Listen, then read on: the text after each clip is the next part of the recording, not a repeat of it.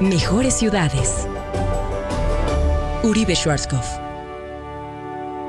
Fin de espacio promocional y publicitario. A esta hora, la revista de Opinión Democracia presenta Miguel Rivadeneira. Los protagonistas, las entrevistas, la búsqueda de la verdad. Miguel Rivadeneira, en la revista de Opinión Democracia.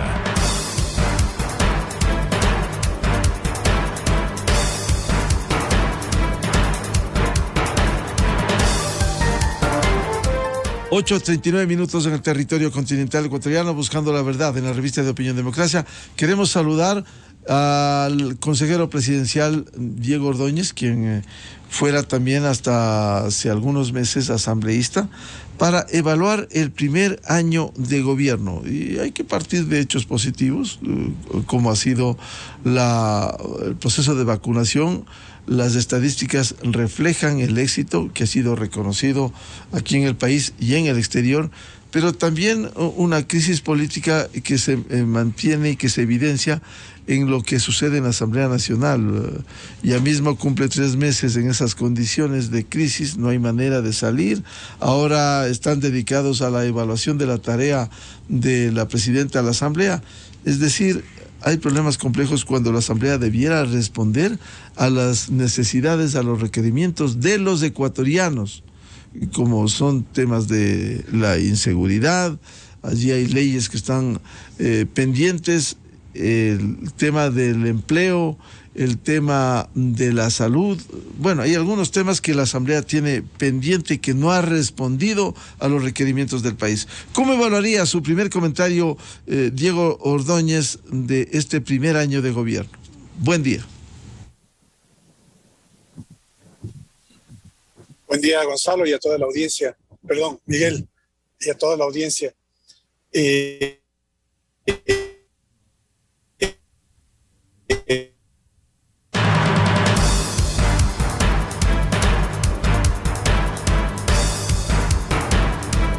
Este es un diálogo con el consejero presidencial Diego Ordóñez. Le vamos a rogar, vamos a conectarnos también a través de la línea telefónica para responder a las inquietudes al hacer un balance del primer año de gobierno del presidente Guillermo Lasso.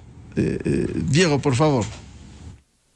Sí, decía Miguel que es importante pues tomar en cuenta aquello que le corresponde al presidente hacer o no hacer para evaluar el resultado de su gestión. Lo que ha sucedido en la Asamblea y sucede en la Asamblea es algo en lo que el gobierno no tiene ni arte ni parte, ¿no? Tenemos apenas 13 asambleístas y ahí existe un conflicto político pues, en el que al parecer lo que intentan es repartirse la conducción de la Asamblea y probablemente el propósito, no digo probablemente, ¿no? Se avisora que es así, el propósito de controlar el Consejo de Participación Ciudadana. Dicho esto, lo importante de un año siempre es el que se puedan exhibir cifras, evidencias, hechos, realidades y no pues un lenguaje propagandístico, ¿no? Y para eso hay que tomar en cuenta las cifras, los hechos. ¿Cómo llegó el presidente Lasso al gobierno, ¿no? Con un déficit fiscal de $7,000 millones y un inexistente proceso de vacunación?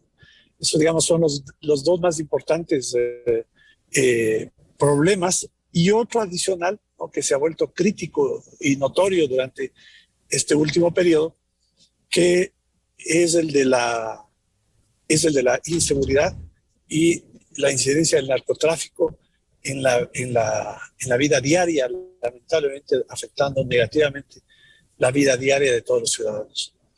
Respecto a lo primero, el déficit fiscal, se ha hecho un esfuerzo muy importante, digamos, con resultados evidentes para organizar las cuentas fiscales. Y el déficit en este momento llega a ser de $2,000 millones. Se ha trabajado intensamente en clarificar las cuentas, ¿no? En ordenar las cuentas de manera que el gasto de corriente no se encubra bajo gasto de inversión. Se han aclarado mucho, todavía falta las cuentas de la Seguridad Social, las cuentas de en las cuentas pendientes con proveedores, ¿no? Que están represadas. Y bueno, eso ha llevado a la circunstancia en este momento pues, de un déficit fiscal, digamos que no es del volumen y la dimensión con el que el presidente Lasso recibió el gobierno. Tenemos en este momento una reserva histórica, no es dinero del Estado. Aquellos que piensan que se puede meter la mano en esos recursos como que si fuesen del gobierno, no son del gobierno, pero son unas cuentas de reserva que lo que dan es certidumbre, certeza y confianza en la economía. A propósito de esa confianza, pues el hecho de que, y esto que digo, no, insisto, no es lenguaje propagandístico, es la evidencia, ¿no? En el Ministerio de Producción se han suscrito contratos de muchísimas áreas de la economía, servicios, turismo, energía, pesca, alimentos, para invertir 5.000 millones en 3 años, 5.000 millones de dólares en 3 años, y un compromiso de 1.000 millones hasta la finalización de este año. Es importante tener en cuenta que, según los estudios internacionales, por cada 23 mil dólares de inversión se genera un puesto de trabajo. Y esto es lo que va a significar eso en términos de crecimiento de la oferta de empleo. Esto en cuanto a estos indicadores, ¿no? Que igual se reflejan en el incremento del empleo, el incremento de la recaudación tributaria, en lo que compete al consumo. El IVA ha tenido un importante crecimiento en relación con el año pasado, el 15%. ¿No? Esto muestra que la actividad económica, que el consumo, que las importaciones, que la economía se está moviendo, y esto es bueno porque en tanto la economía se mueva, se aumenta el nivel de empleo, ¿no? Incrementa el nivel de empleo. Esto en cuanto a los indicadores económicos que inciden en el buen comportamiento de la economía y que tienen impacto en lo social, en el empleo. Usted mencionó en su momento la vacunación. Bueno, la vacunación significó pues que también un gran aporte en términos de rehabilitación, reactivación de la economía y de sectores que estuvieron severamente golpeados por la pandemia. Servicios, ¿no? Turismo, alimentación, entretenimiento. Y bueno, ahí está, hay encima de todos los ecuatorianos un problema que se ha vuelto crítico luego de que durante mucho tiempo, al parecer, hubo un modus vivendi, ¿no? entre el gobierno y el narcotráfico. Se ha convertido en un problema muy complejo, muy difícil de manejar. Sin embargo, de eso pues hay resultados también. Las medidas adoptadas por el gobierno han provocado que la tasa de crecimiento de muertes violentas se detenga. No se puede esperar que no hayan. Lo importante es que no crezcan, que no aumenten y entremos en un proceso de disminución. Pero la lucha contra el narcotráfico, ¿no? Es una lucha de grandes dimensiones, de severos impactos en la seguridad y en la paz social. Y esto hay que tenerlo en cuenta, hay que empezar a darse cuenta que esa reacción de la delincuencia organizada contra las fuerzas del orden, pues es porque las fuerzas del orden están aplicando precisamente todo su peso contra la delincuencia. Este es un paneo, Miguel, sobre lo que ha sucedido en este año y creo que en general sí hay, obviamente, necesidad de que muchos sectores hagan una evaluación, exista sobre todo la referencia a estos elementos, ¿no? A las realidades, a los hechos, a la evidencia estadística y no pues a la subjetividad y eventualmente a prejuicios, ¿no? Sí, efectivamente, y hay estadísticas, hay resultados en ese sentido. Sin embargo, en un año resulta muy difícil lograr enfrentar todos los problemas y hay cuentas pendientes también. Usted como consejero político, consejero presidencial, ¿qué va a pasar? ¿Qué ha pasado con la articulación de lo que se habló en su momento de la consulta popular? Gonzalo, perdón, Miguel, discúlpeme. Miguel, hay esos escenarios de lo político, ¿no? Que son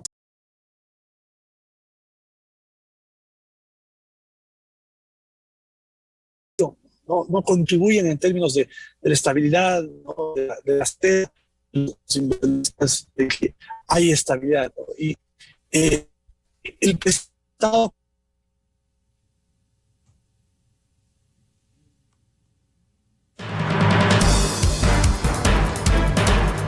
Este es un diálogo con el consejero presidencial Diego Ordóñez sobre la evaluación del primer año. Le consultábamos en torno al tema de lo que en su momento se anunciara y se confirmara la posibilidad al futuro de ir a una consulta popular, Diego.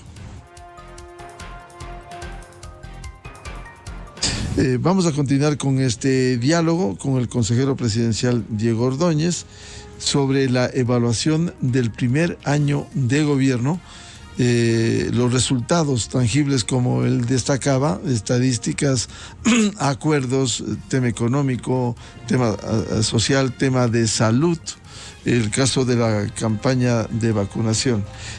Volvamos con el tema de la consulta popular que se había hablado desde la Presidencia de la República respecto de esta posibilidad de convocar al pueblo sobre temas específicos, Diego.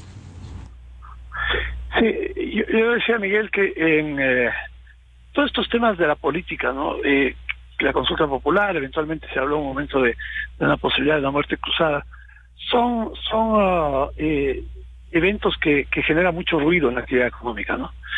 Y me parece a mí que hay que priorizar, y el presidente está priorizando en este momento, digamos, la agenda del desarrollo, la agenda que tiene incidencia significativa en la agenda social. El gobierno siempre considera que da mejor política social que la economía genere empleo.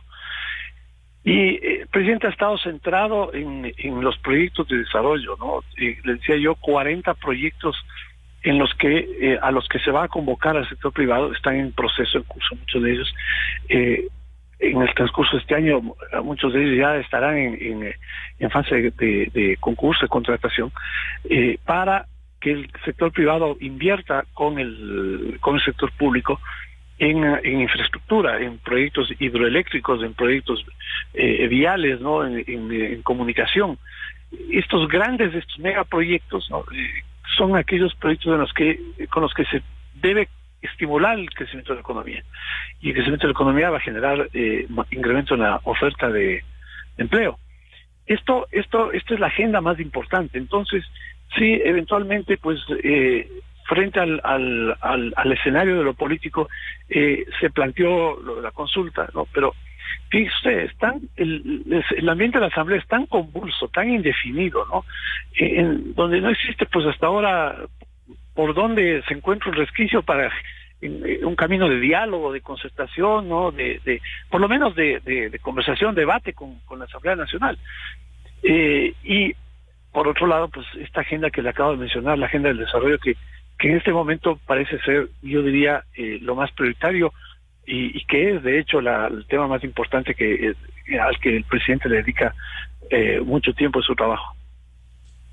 Por cierto, siendo importante la agenda de desarrollo, sin seguridad no habrá desarrollo, y en ese sentido el gobierno se ha movido. El presidente, el último viaje a Israel, que esta mañana hablamos de los resultados con el canciller de la República, pero en todo caso, ¿cómo lograr avanzar para generar un ambiente de confianza, para fortalecer el desarrollo con estos temas vinculados con la seguridad, Diego? A ver, el presidente tiene integrado un gabinete de seguridad, ¿no?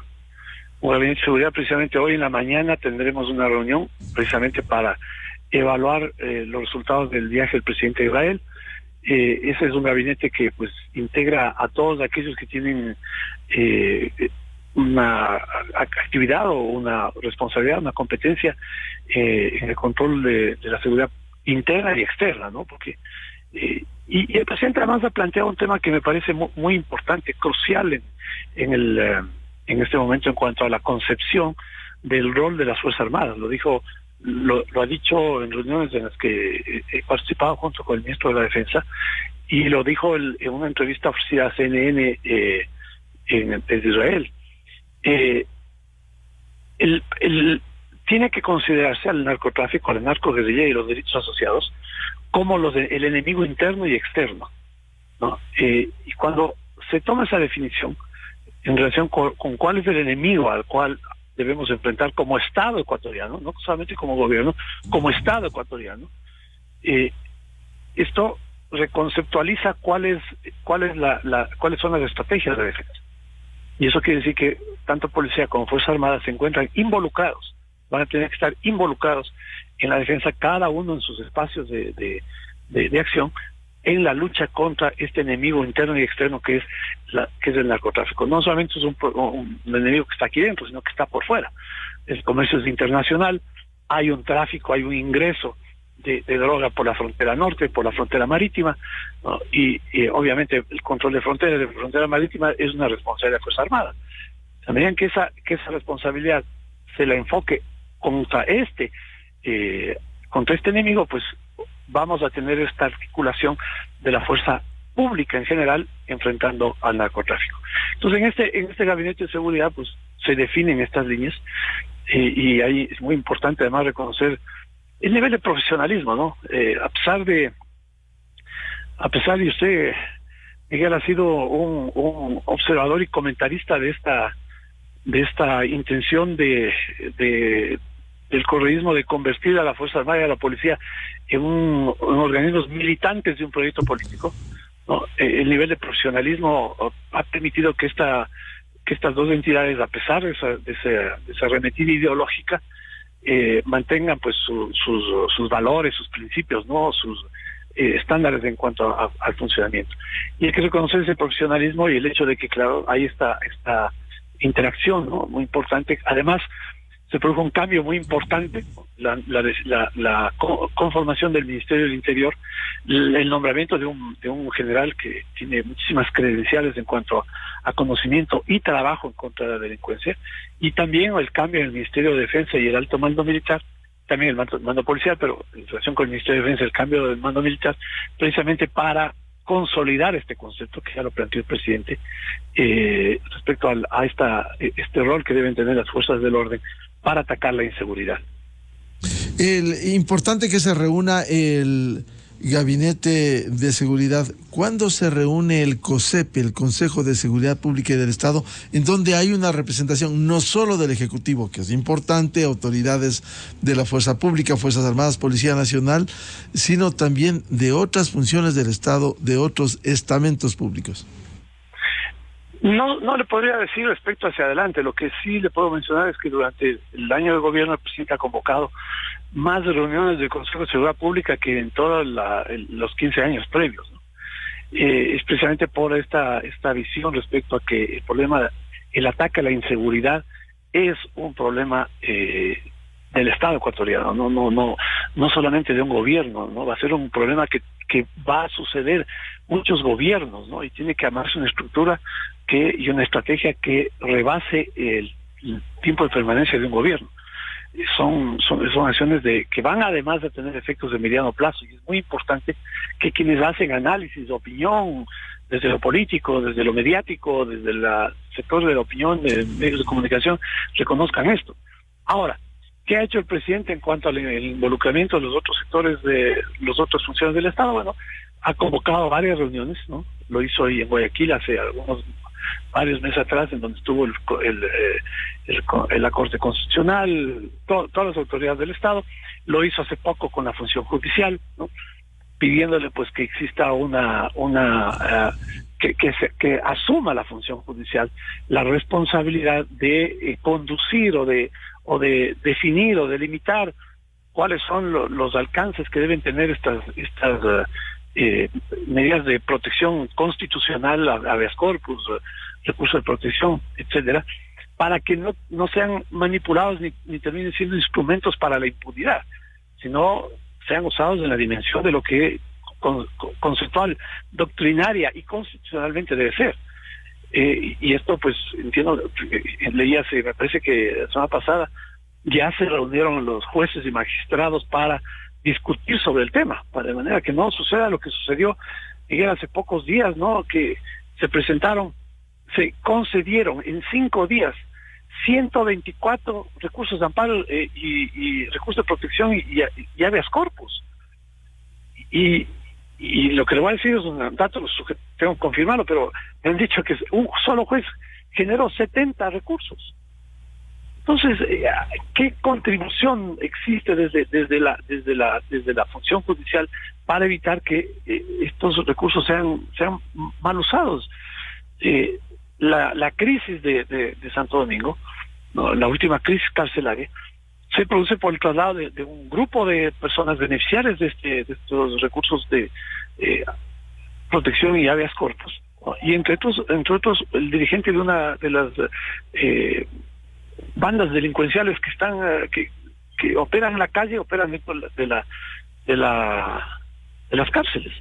Esto genera el conflicto que se produjo en Santo Domingo. Entonces esto no puede seguir sucediendo, porque la lucha contra la delincuencia no es un tema solamente policial. Obviamente hay necesidad también de reformas estructurales, y en esa línea la propuesta del gobierno respecto a los mecanismos de recuperación y crecimiento de la economía. Muchos de los jóvenes, muchos de aquellos involucrados en pandillas y en sicariatos son jóvenes de entre 17 y 30 años.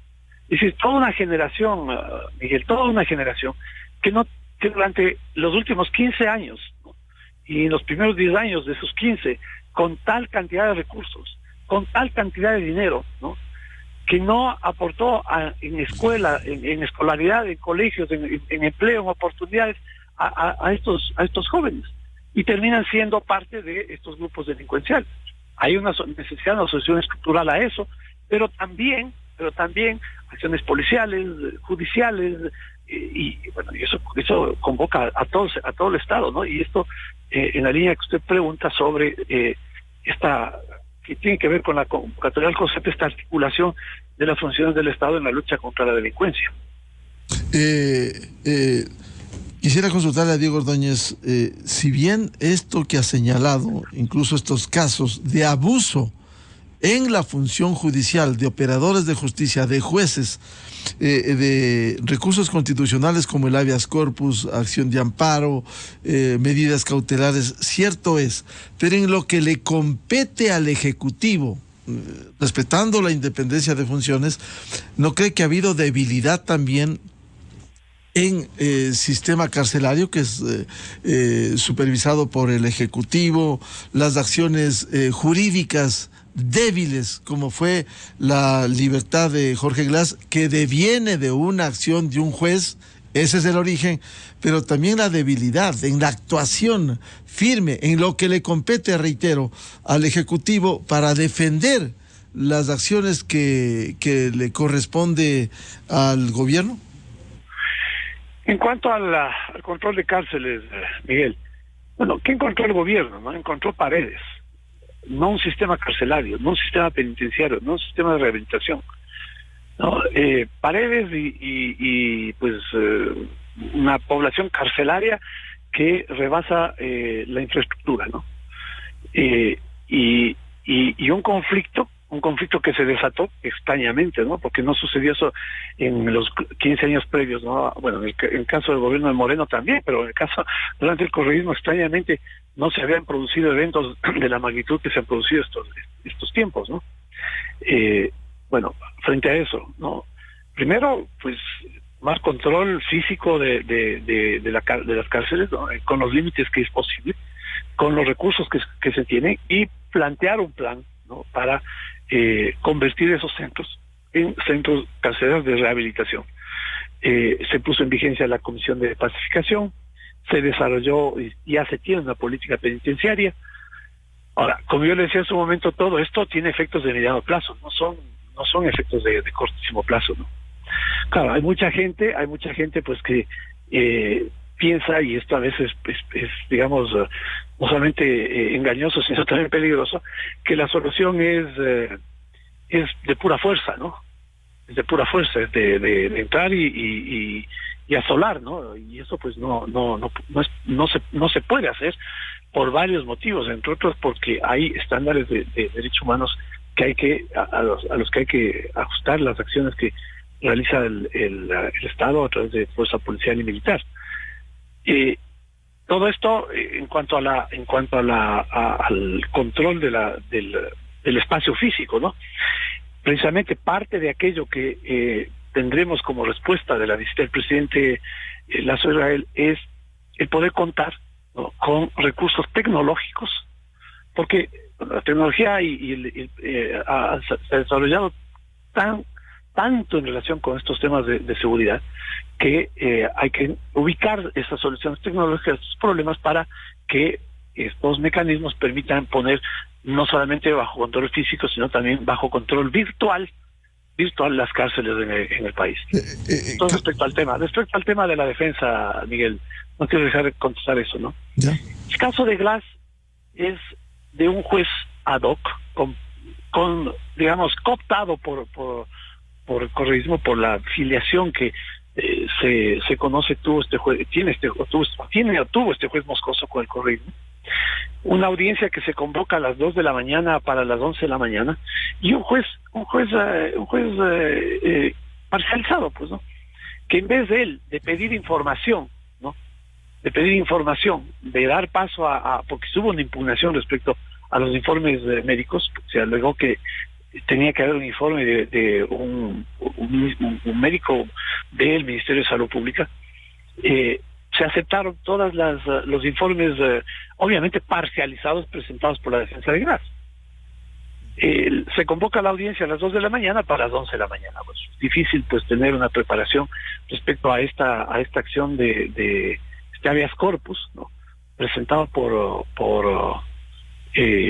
Glass, ¿no? Antes Glass había intentado otras acciones que no eran habeas corpus.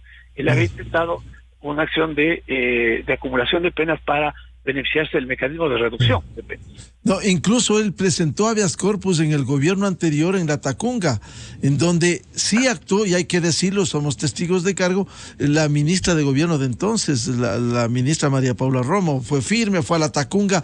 Aquí, y recojo las palabras, no es responsabilidad de Diego Ordóñez. El ministro, en una de las ocasiones que le entrevistamos al ministro de gobierno, Francisco Jiménez, decía que él trabaja 24/7, o sea, permanentemente.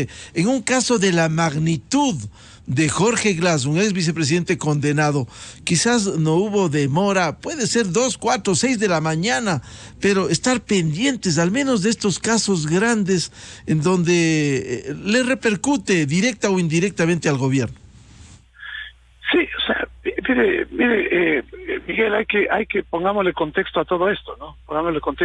Acabo de mencionar hace un momento 124 recursos de amparo emitidos por jueces en 5 días. ¿Cuál es el argumento de los jueces? ¿No? Es que resulta que no se pudo demostrar que tenían suficiente atención médica, o que sí se demostró que corría peligro su vida. Bueno, digamos que en ese contexto, ¿no? En ese contexto, súmele usted la concesión de este habeas corpus a Glass.